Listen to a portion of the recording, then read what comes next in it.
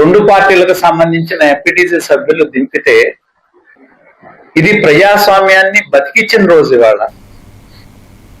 తిరుమల లడ్డూ కల్తీ నెయ్యి కుంభకోణంపై సంచలన ఆరోపణలు చేశారు ఎమ్మెల్సీ పంచుమూర్తి అనురాధ. వైసీపీ అధినేత జగన్ మాజీ టీడీపీ చైర్మన్ వైవి సుబ్బారెడ్డి ద్వారా 250 కోట్లు దోచుకున్నారని ఆమె ఘాటుగా విమర్శించారు.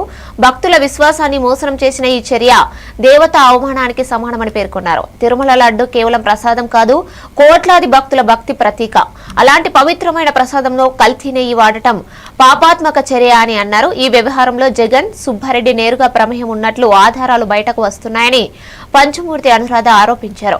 బాధ్యులపై కఠిన చర్యలు తీసుకోవాలని, ఈ విషయాన్ని ప్రజల ముందుకు తీసుకెళ్తామని ఆమె హెచ్చరించారు.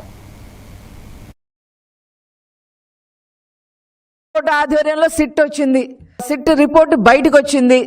63 లక్షల కిలోల నెయ్యి కల్తీ అయ్యిందని చెప్తా ఉన్నారు. 250 కోట్లు కొట్టేశారని చెప్తా ఉన్నారు.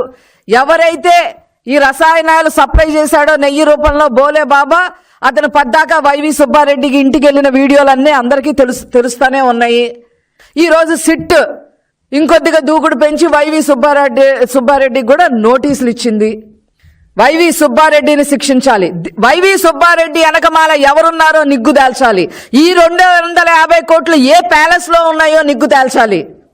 కరుణాకర్ రెడ్డిని కూడా ఇష్టం వచ్చినట్టు మాట్లాడుతున్నందుకు అతనికి కూడా నోటీసులు ఇవ్వాలి.